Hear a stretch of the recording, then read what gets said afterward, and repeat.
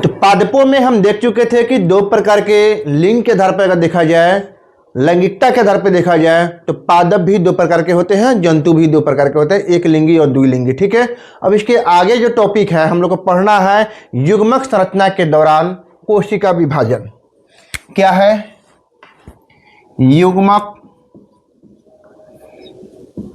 संरचना के दौरान, युग्मक संरचना के दौरान कोशिका विभाजन।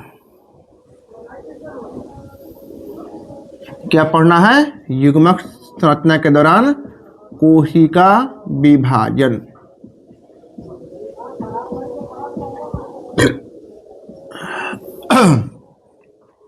युग्मक संरचना के दौरान कोशिका विभाजन यानी किसी शरीर का, किसी जीव का, किसी जंतु का युग्मक कैसे विभाजन करती है, कौन सा विभाजन करती है। ठीक है, तो बहुत ऐसे जीव हैं जिनका यानी शरीर अगुणित होता है और किसी का शरीर द्विगुणित होता है।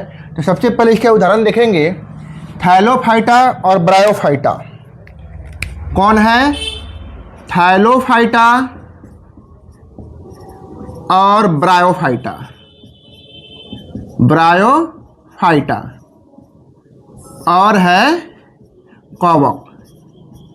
ये तीन जो जीव हैं, इनका जो शरीर है, इनका जो काया है, इनका जो बॉडी है, कैसी होती है? अगुणित होती है। कैसी होती है? अगुणित होती है, यानी हैप्लॉइड होती है, एन। ठीक है, अगुणित होती है इनका क्या? काया यानी इनका बॉडी।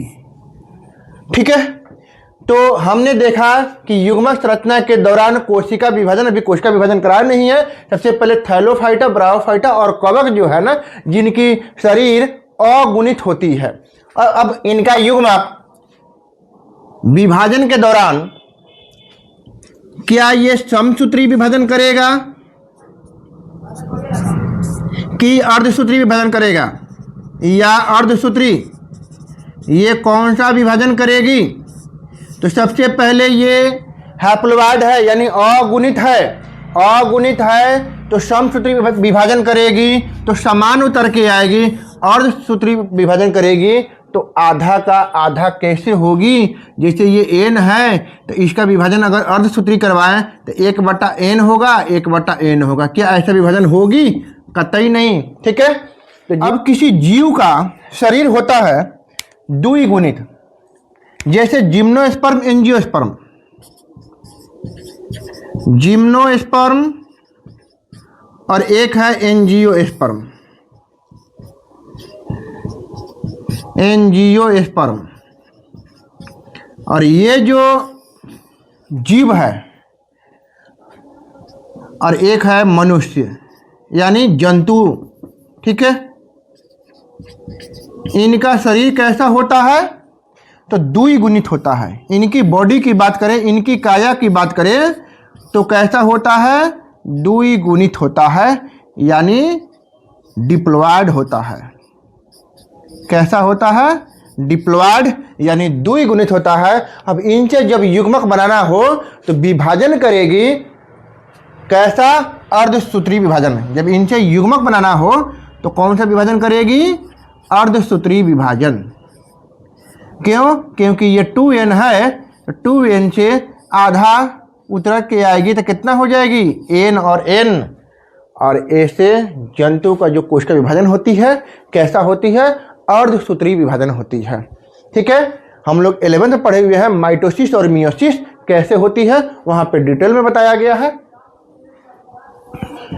अभी कुछ जीव हैं, ठीक है, जिनके युग्मक कितने होते हैं? अगुणित होते हैं कि द्विगुणित? और अगुणित होते हैं तो कितना होता है? ठीक है, जैसे मनुष्य में क्रोमोसोम की संख्या, गुणसूत्र की संख्या कितनी है? 46 है। ठीक है, तो इनके युग्मक में कितनी संख्या हो जाएगी? 23 और 23। ठीक है, तो यही अब कुछ हम नाम दे रहे हैं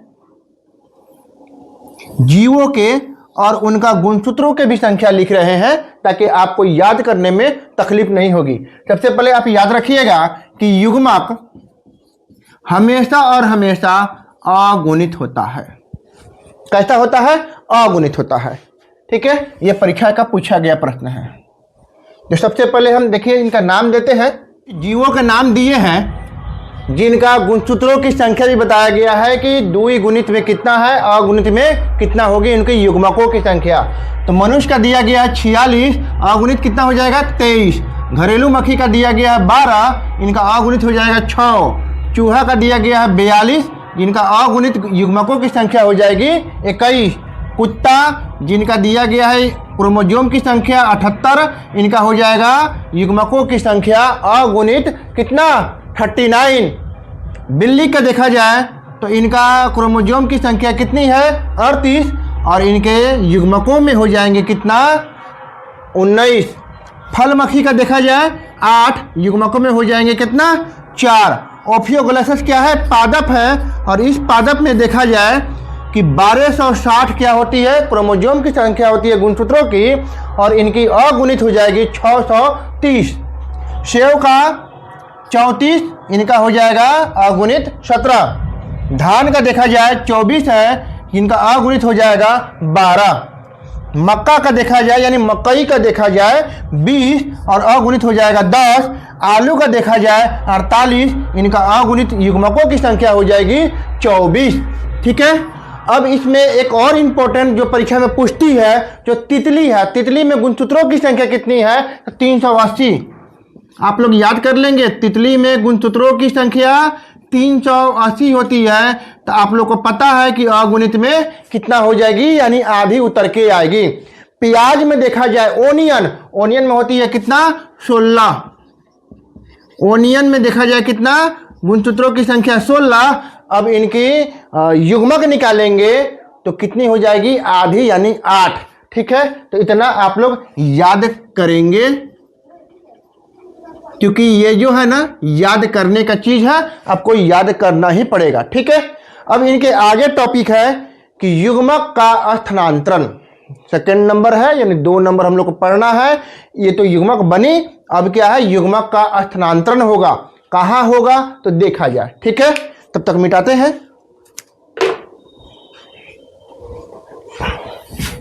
अगला टॉपिक है 2 नंबर, युग्मक का स्थानांतरण। यानी युग्मक एक जगह से दूसरे जगह जाएंगे तभी तो युग्मनज बनेंगे। तो सबसे पहले हम पादपों में देखें। किसमें देखें? पादपों में देखें। पादपों में देखें कि युग्मक का स्थानांतरण कैसे होती है। तो हवा द्वारा भी होती है। कोई ऐसा युग्मक हो जो चलयमान होती है, चल के भी स्त्री केसर के पास यानी मादा पादप के पास जाती है। ठीक है, और इस प्रक्रिया को हम कहते हैं पोलिनेशन यानी परागन। पोलिनेशन, पोलिनेशन मतलब परागन। इसको हम, इस प्रक्रिया को क्या कहेंगे? परागन। यानी पोलन ग्रेन ने जाकर उस पादप के वर्तिकाग्र पे जाकर बैठ गई, यानी स्त्री केसर के वर्तिकाग्र पे जाकर बैठ गई, और उसको क्या कर दी? निषेचित नहीं, परागित कर दी। ठीक है, तो सबसे पहले हम देखेंगे कौन से पादप? थैलोफाइटा, ब्रायोफाइटा और टेरिडोफाइटा। ठीक है, थैलोफाइटा,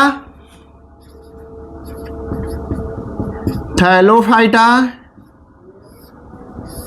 ब्रायोफाइटा और टेरिडोफाइटा। टेरिडोफाइटा।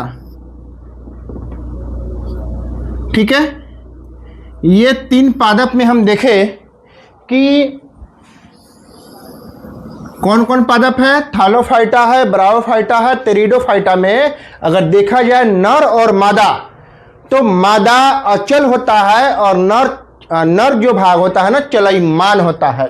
यानी इनके जो युग्मक है, नर वाला भाग क्या होता है? चलयमान होता है। चलयमान यानी चल बीजाणु होता है, और इनका जो मादा वाला भाग है, यानी मादा वाला युग्मक है, अचल होता है। और ये कहाँ चलती है? तो पानी में। कहाँ चलेगी? पानी में, तो क्या निषेचन कहाँ करेगी, यानी परागित कहाँ करेगी, पानी में ही, क्योंकि ये जो पादप है कैसे हैं, पानी वाले ही तो पादप है। ठीक है, ये सब सवाल कैटेगरी के आते हैं। अब देखना है जिम्नोस्पर्म और एंजियोस्पर्म पादप में, किसमें, जिम्नोस्पर्म और एंजियोस्पर्म। जिम्नोस्पर्म और एंजियोस्पर्म, एंजियोस्पर्म, ये दो पादप में देखा जाए कि इनमें नर और मादा कैसे होते हैं, तो दोनों के दोनों अचल होते हैं, यानी दोनों में नर और मादा का युग्मक जो होता है ना, कैसा होता है, अचल होता है। क्या चलयमान होगा, नहीं, और उसी को हम बोलते हैं अचल, यानी युग्मक चलने वाला नहीं होता है। ठीक है, तो फिर निषेचन कैसे होता है, तो नर का जो युग्मक है हवा द्वारा, पक्षी द्वारा, या कीटों द्वारा, या हाथी द्वारा, या किसी जंतु द्वारा भी हो सकती है। ठीक है, जिसको हम लोग डिटेल में पढ़ेंगे पुष्पी पादप के लैंगिक जनन में, चैप्टर नंबर 2, पुष्पी पादप में लैंगिक जनन, लैंगिक जनन चैप्टर नंबर 2 है। कितना है, चैप्टर नंबर 2। ठीक है, इसमें हम लोग पढ़ेंगे डिटेल में। अब जंतुओं की बात कर ली जाए कि निषेचन अगर होती है, यानी